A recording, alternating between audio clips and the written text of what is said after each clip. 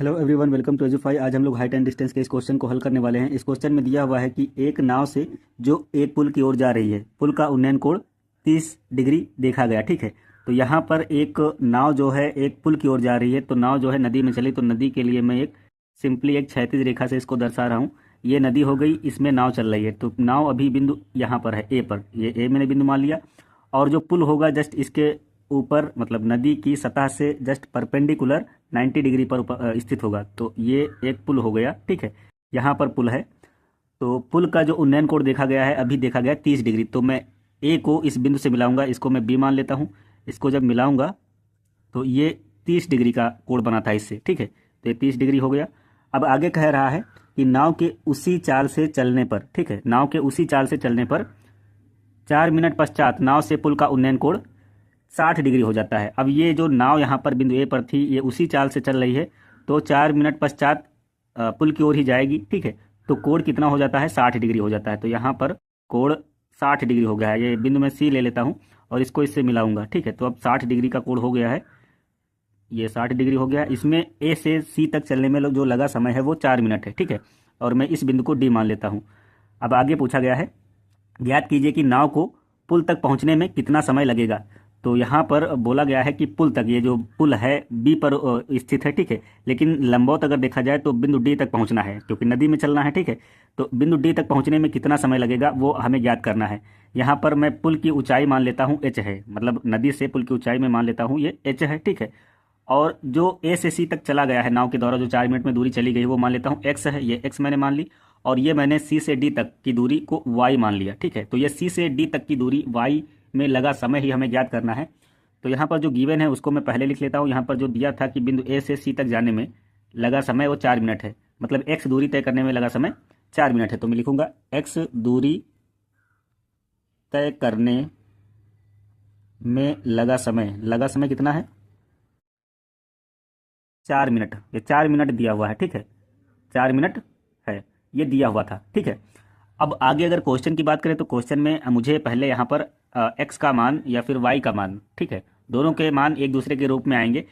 तो इसको हल करने के लिए सबसे पहले हम 60 डिग्री वाला त्रिभुज लेंगे। ठीक है, तो इसमें यहाँ पर त्रिभुज की बात करें तो बी सी डी है, तो मैं सबसे पहले त्रिभुज बी सी डी लूंगा। तो लिखूंगा त्रिभुज बी सी डी में, त्रिभुज बी सी डी में देखते हैं, तो मैंने यहाँ पर बी डी एच माना है और सी डी जो है वाई माना है। अब कोण के सामने वाली भुजा होती है लंब। ठीक है, तो यहाँ पर लंब अगर दिया है और आधार जो है वाई मैंने माना है, तो इसको हम tan का कोण लेकर इसको हल करेंगे। ठीक है, तो यहाँ पर tan 60 लिया जाएगा, तो tan 60 बराबर क्या होगा? लंब बटे आधार, मतलब लंब कितना है यहाँ पर बी डी, तो बी डी बटे सी डी। ठीक है, बी डी का मान यहाँ पर मैंने एच माना है और सी डी जो है वाई है।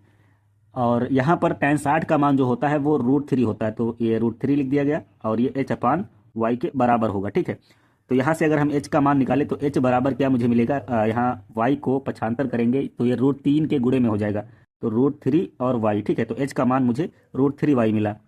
तो अब यहाँ पर अगले त्रिभुज की बात करते हैं, तो अगला त्रिभुज दिया हुआ है ए बी डी। ठीक है, अब तो हम बड़े वाले त्रिभुज को लेंगे। ठीक है, यहाँ पर जो कोण इसमें यहाँ पर 30 दिया हुआ है, इसके सामने वाली भुजा इसमें भी है, एच जो होगा वो लंब होगा और आधार क्या होगा? A D. ठीक है, तो लिखेंगे त्रिभुज ए बी डी में, त्रिभुज ए बी डी में, तो त्रिभुज ए बी डी में भी tan ही लिया जाएगा, क्योंकि मुझे लंब और आधार के रूप में यहाँ पर वैल्यू मिलेगी। तो tan 30 लेंगे, tan 30 बराबर क्या होगा? लंब बटे आधार, मतलब बी डी बटे ए डी। ठीक है, बी डी बटे ए डी, ये आधार है ए से डी तक। ठीक है, तो अब बी डी का मान क्या होगा? बी डी का मान अगर देखते हैं तो यहाँ पर एच मैंने माना है, तो एच यहाँ पर रखा जाएगा। और ए डी का मान ए सी प्लस सी डी होगा, है नहीं, ए सी प्लस सी डी। यहाँ पर tan 30 का मान अगर देखते हैं तो tan 30 का मान 1/√3 होता है। त्रिकोणमित सारणी में 1/√3 होगा tan 30 का मान। आगे बात करें, यहाँ पर h की जगह पर h ही रहेगा, AC की जगह पर हम क्या लिख सकते हैं? AC की जगह पर हम x लिख सकते हैं, तो मैंने x लिख दिया, प्लस CD की जगह पर लिखा जाएगा y। ठीक है, ये y दूरी है। अब यहाँ पर इसको पक्षांतर करेंगे, x प्लस वाई यहाँ पर पक्षांतर किया जाएगा तो 1 से गुणा करेगा, तो x प्लस वाई हो जाएगा। और यहाँ पर √3 को भी पक्षांतर करेंगे तो ये h के साथ गुणा करेगा, तो बराबर क्या होगा? √3h। अब यहाँ पर मैंने h का मान निकाला था, जो कि tan 60 की मदद से निकाला गया था, h बराबर √3y। ठीक है, तो यहाँ पर h की जगह पर क्या रखना है? √3y, तो x प्लस वाई बराबर √3 इंटू एच की जगह पर √3y। ठीक है, ये मान मैंने रख दिया h की जगह पर, तो x प्लस वाई बराबर रूट 3 का रूट 3 से गुणा होगा तो क्या आएगा, यहाँ पर 3y आएगा, ठीक है ना, 3 और ये y। अब यहाँ पर y इधर प्लस में है, इधर जाएगा तो ये माइनस का हो जाएगा, तो x बराबर 3y माइनस वाई। x बराबर क्या आया, 2y। 3y से y घटाने पर 2y आएगा, ठीक है। तो y बराबर क्या आएगा, y बराबर आएगा x/2 यहाँ से। अब जो क्वेश्चन में दिया हुआ था उसको एक बार फिर से रिपीट करते हैं। यहाँ पर दिया हुआ था कि x दूरी तय करने में लगा समय 4 मिनट है, मतलब a से c तक जाने में लगा समय था वो 4 मिनट था, ठीक है। अब आगे कहा जा रहा है कि ये जो y दूरी तय करेगा इसमें कितना समय लगेगा, ठीक है। तो ये जो y दूरी तय करने में लगा जो समय है वो x दूरी तय करने में लगे समय का आधा होगा। तो हम यहाँ पर से ही लिख सकते हैं y बराबर क्या होगा, y दूरी तय, इसलिए y दूरी तय करने में लगा समय क्या होगा, x दूरी तय करने में लगा समय, x दूरी तय करने में लगा समय और बटे में ये 2 आ जाएगा, ठीक है, बटे में 2।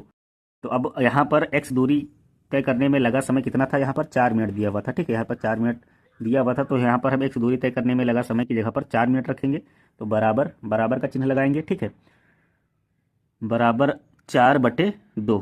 तो 2 से इसको भाग करेंगे, 2 एक कम 2, 2 दूनी 4, तो बराबर कितना है, 2 मिनट।